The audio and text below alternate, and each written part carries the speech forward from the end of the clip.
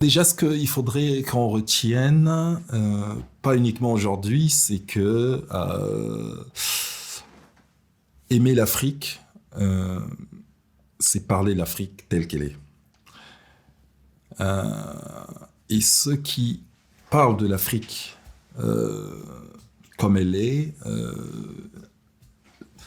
ne la détestent pas forcément. C'est-à-dire qu'on peut parler de l'Afrique et aimer l'Afrique en même temps. Ça, c'est la première chose. La deuxième chose, c'est que pour qu'elle change, il faut en parler. On ne peut pas changer les choses si on ne fait même pas le bilan de ce qu'il faut changer. C'est-à-dire qu'on va à l'école ou chez le médecin sans dire de quoi on souffre, où on a les lacunes. On ne peut pas changer et les personnes en face ne sauront pas comment se comporter parce qu'elles ne savent même pas de quoi on a besoin, etc. Il faut parler des problèmes de l'Afrique. Et en parler déjà pourra créer une conscience auprès des gens en se disant effectivement oui ça ne va pas, il y a quelque chose qui tourne pas rond qu'on ne devrait pas accepter. Moi je parle des sujets qui sont très peu évoqués.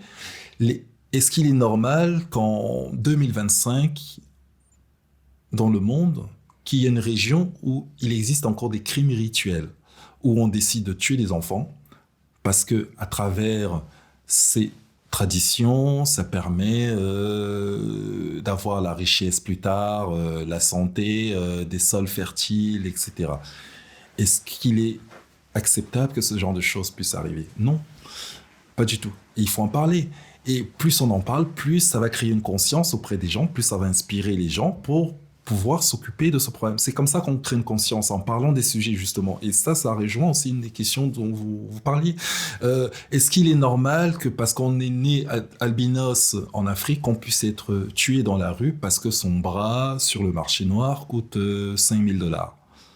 Parce que derrière, les gens, pour des croyances d'un autre âge, sont convaincus qu'à travers ça, ils seront en bonne santé, ils pourront être riches, ils auront du succès dans le travail, ils auront des belles femmes, etc.